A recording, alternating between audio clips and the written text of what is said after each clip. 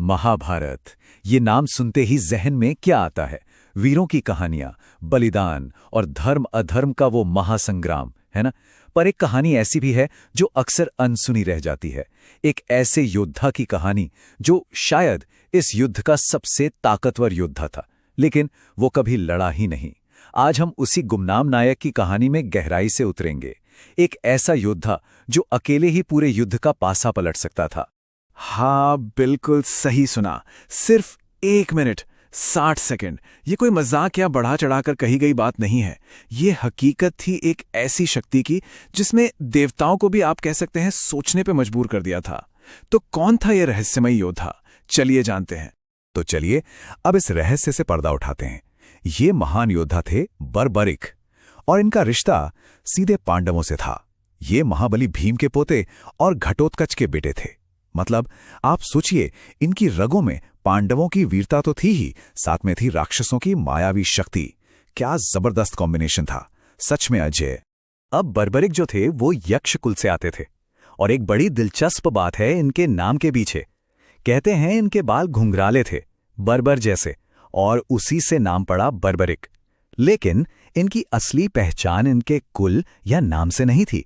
इनकी असली पहचान थी वो 3 दिव्य बाण जो इन्हें खुद भगवान शिव से मिले थे। और यकीन मानिए, ये कोई ऐसे वैसे बाण नहीं थे, ये अपने आप में एक पूरी सेना थे। तो ये बाण काम कैसे करते थे?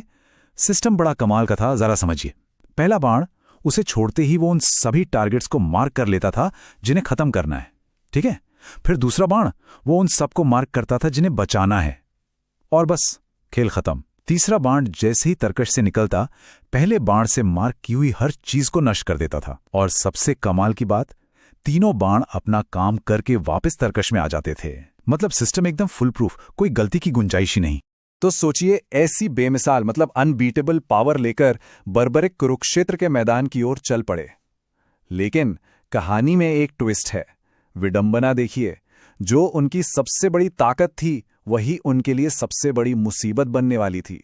और वजह थी एक प्रतिज्ञा, एक वचन जो उन्होंने अपनी मां को दिया था।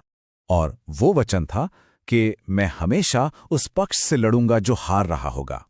सुनने में कितना महान लगता है ना? कि हमेशा कमजोर का साथ देना। लेकिन कुरुक्षेत्र के युद्ध के मैदान में यही महान वचन एक कभी न खत्म होने वाले विनाश का कारण बन सकता था।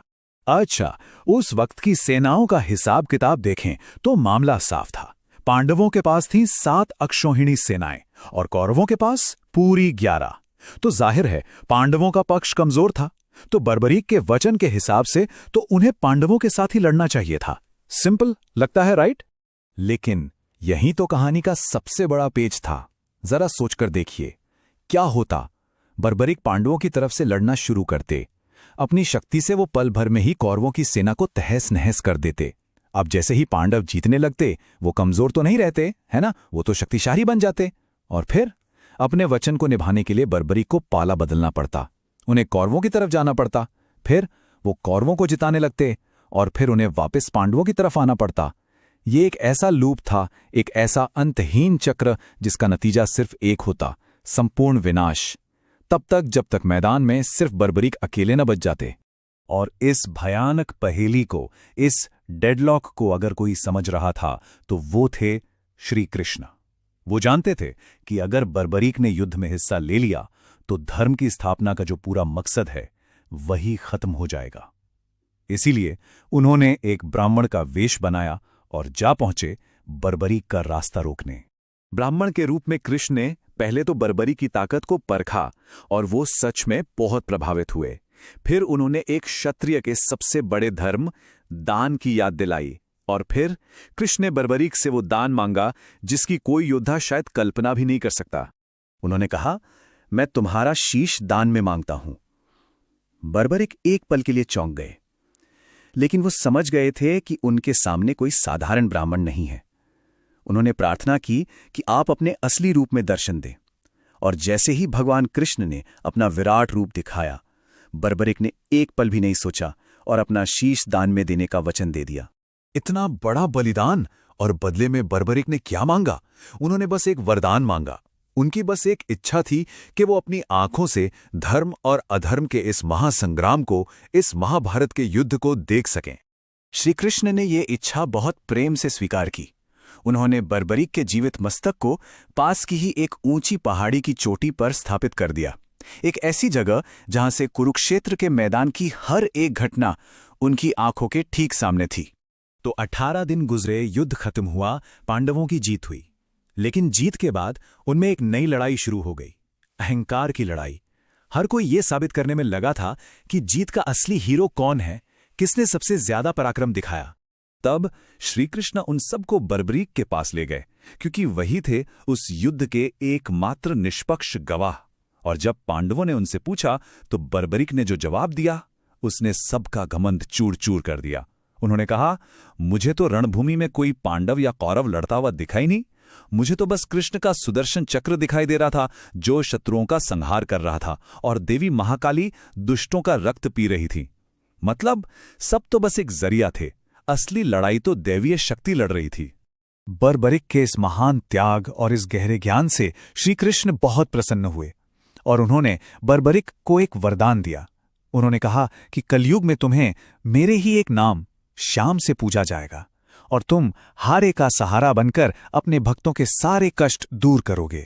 अच्छा, यहां एक बात साफ कर देना जरूरी है। बर्बरीक की ये जो अद्भुत कहानी है, ये हमें वेद व्यास की मूल महाभारत में सीधे सीधे नहीं मिलती।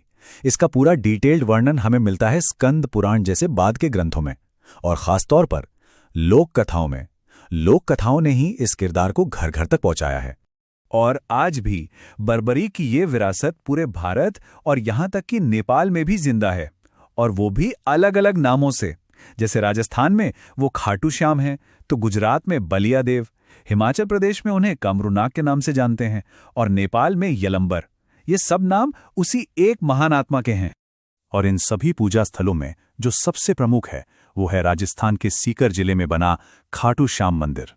मान्यता यही है कि बर्बरीक का शीश सबसे पहले यहीं प्रकट हुआ था और फिर यहीं पर मंदिर की स्थापना की गई। आज की तारीख में हर साल लाखों लोग, जी हां लाखों भक्त यहां दर्शन के लिए आते हैं, खास तौर पे फाल्गुन मेले के समय। ये उनकी आज की लोकप्रियता और जिंदा विरासत का सबसे बड़ा सबूत है। तो बर्बरीक की कहानी हमें एक बहुत गहरे सवाल के साथ छोड़ जाती है। एक सच्चा हीरो, एक असली नायक होता कौन है? वो जो अपनी ताकत का इस्तेमाल करके दुनिया जीत ले, या फिर वो जो धर्म के लिए अपनी सबसे बड़ी ताकत को भी त्यागने के लिए तैयार हो? बर्बरीक वो योद्धा जो कभी लड़ा नहीं, शायद हमें इसी सवाल का जवाब दे जाता है।